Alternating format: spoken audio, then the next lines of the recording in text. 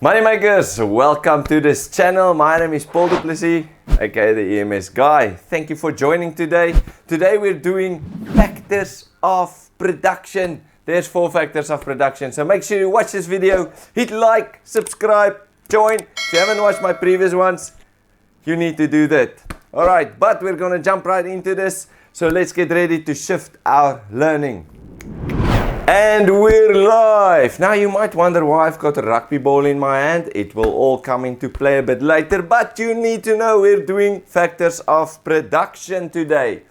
Now, what are factors of production? These are our basic inputs, the resources that we need to produce the goods and services. So if I have a rugby ball, I need some leather, I need a rubber inner, and I need to inflate it with air, and that all happens in a factory when we produce it. Not going to show you a clip, you can Google that, how it's made. There's a lot of cool videos out there.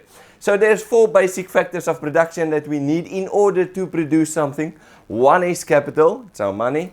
2 is the labor. 3 is the natural resources, and 4, I call him personally the puppeteer, entrepreneur. So we need entrepreneurship. So let's dive into the 4 that we need. So first is capital. Now capital is the money that I need to invest into a business in order to start. So let's say I want to produce quality rugby balls.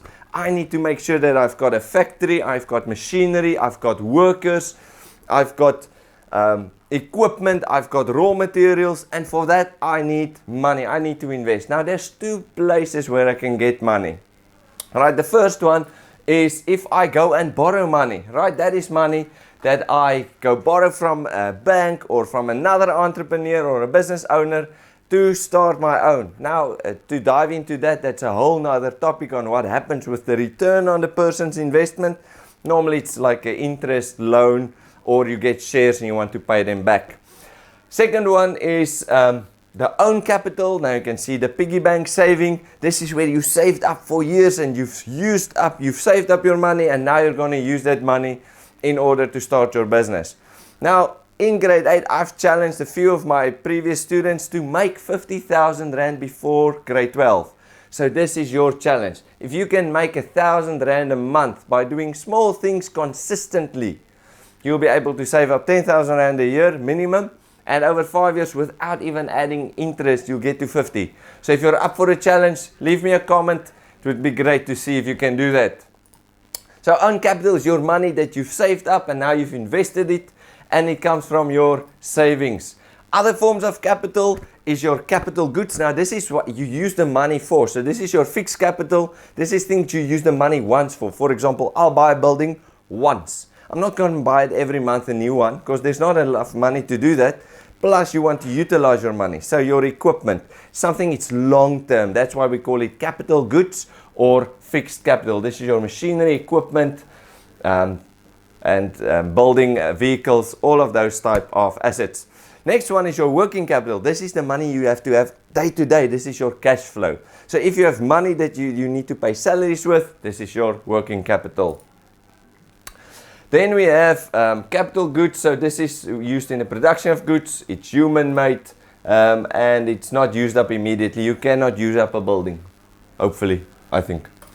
Alright, the second factor of production is labor. So this is the people working. So if we look at the rugby ball, we have a building now, we have all the equipment. Then, for example, the stitching machine that does the stitching on the rugby balls to cut the leather in the right pieces, to inflate the balls at the end. But now we need people to operate these machines. So we are dependent on people. And how do we get them? We look at the size of the population. There's a few laws that actually make sure that we are a diverse group of people in a building, in a business, and we're going to do a bit more of that later.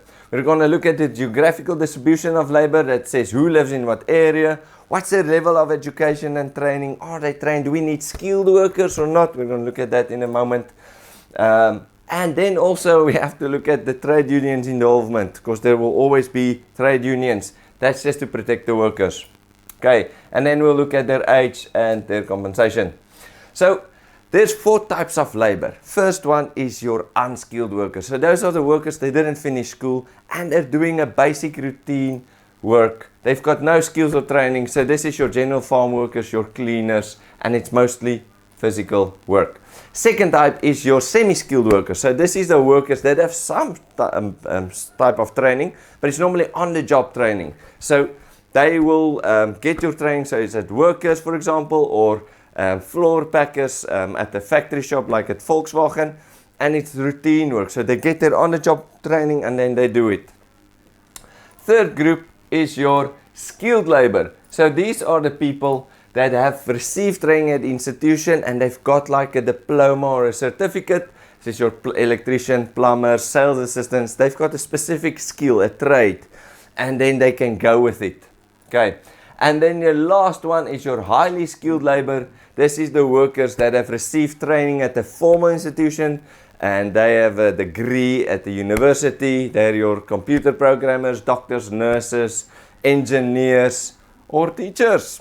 Good job to have one day. Alright, so it's important for workers to make sure that they're on time, they're punctual, they work hard, that they're productive, because without workers, no production can take place. And the more productive workers are, the more production there happens, and that means the business can sell more at a lower cost, which means more profit, which can mean to a salary increase for the workers. So it's the most important factor of production, and the success of the business depends on that. So we talk about productivity, is how we have this in the mixture. Alright, so now I come back to the laws relating to labor, right? So I said in the government's main function, we did this in video 1. So if you don't remember it, go back to video 1. The government's main function is to make laws. So there's 3 laws that they made that we're going to touch on. First one is your basic conditions of employment. That says this is the rules for people to work in, right? They must have specific conditions. It must be safe. It will also specify the number of hours people can work without a break. It's the number of working hours in a week. Normally that's 45. If you work 9 hours a day, 5 days, that's 45 hours a week. Or you can have 6-day working week with 8 hours a day, but with the last day 6, 3 hours less to get to 45.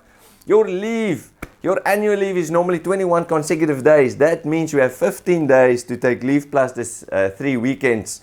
You have 30 days sick leave in a 36-month cycle. You have a 4-month maternity leave and a 10-day paternity leave. So these are all issues covered in the Basic Conditions of Employment Act. So this act regulates the payment, the leave, the termination, and how it all interacts between the worker and the boss. Okay, Employment Equity Act is the second one. So this act says how can workers or bosses treat their workers in a business fairly and that everyone gets the same opportunities, that there's no discrimination. So this is an act that says we need to redress previously disadvantaged people. Everyone must get the same opportunities, and therefore they've employed this act. Now when you see job opportunities in the newspapers, you will see it's an employment equity position to make sure everyone has equal access. Last law that we're looking at is Labor Relations Act. Now this is the act that helps to manage the labor relations. So let's say there's an employee and an employer problem. This is the steps that an employee can take against his employer. So if you feel you've been discriminated against or treated unfairly, you can lodge a complaint, go through the channels in the business. If that's not a right solution, you can take your business to the CCMA. All right, and that's on the next slide. But in order to get that, you have to understand that there's few rules that you have to adhere to. So a worker has 6 rules. You have the right to work, not the right to be forced to work, but you have the freedom to work. And when you work, that is still a privilege, but you have the right to work, not as a slave, but as a free person. You have the right to choose with who you associate. So you can join any trade union of your choice. That's your freedom. You have the right to collective bargaining. That's when people bargain on your behalf.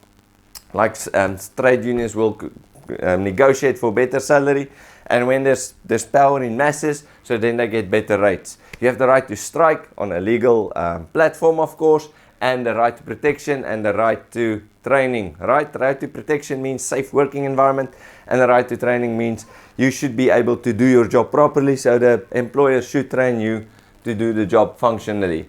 So this is the CCMA, Commission for Conciliation, Mediation and Arbitration.